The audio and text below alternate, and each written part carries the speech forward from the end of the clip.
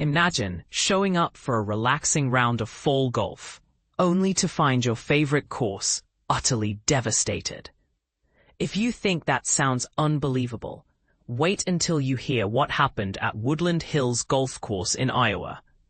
And this incident is stirring up more than just turf. It's got golfers frustrated, police in the headlines, and the local community fuming. But here's where it gets controversial. Can one reckless act really justify raising everyone's greens fees? Let's dig in. The chaos erupted overnight after police pursued a suspect accused of stealing motorcycles. Yes, motorcycles, right off a dealership lot.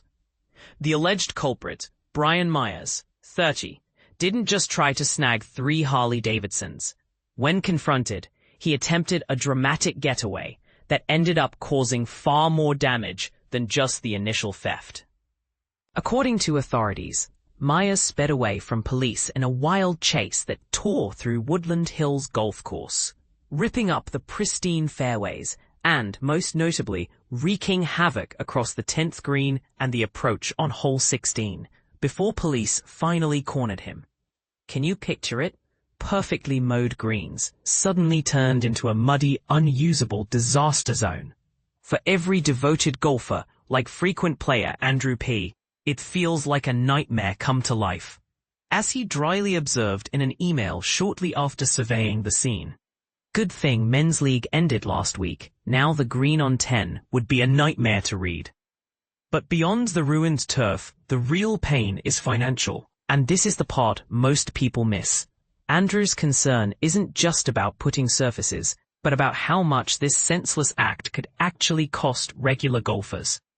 After all the rain we had this summer, the green was already fragile, Andrew wrote.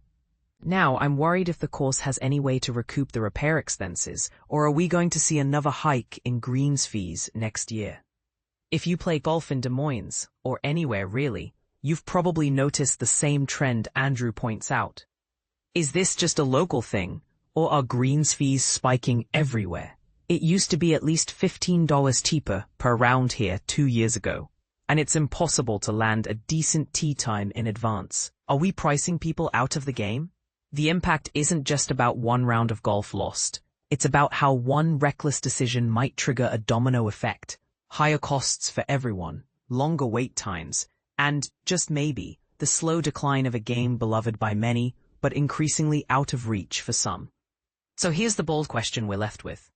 Should the burden of fixing these damages fall on the course, the broader community, or is it fair to pass the costs on to everyday golfers? And with weekend rounds at Woodland Hills now hitting $56 with a cart, will people stick around? Or is golf becoming a luxury hobby reserved for the few?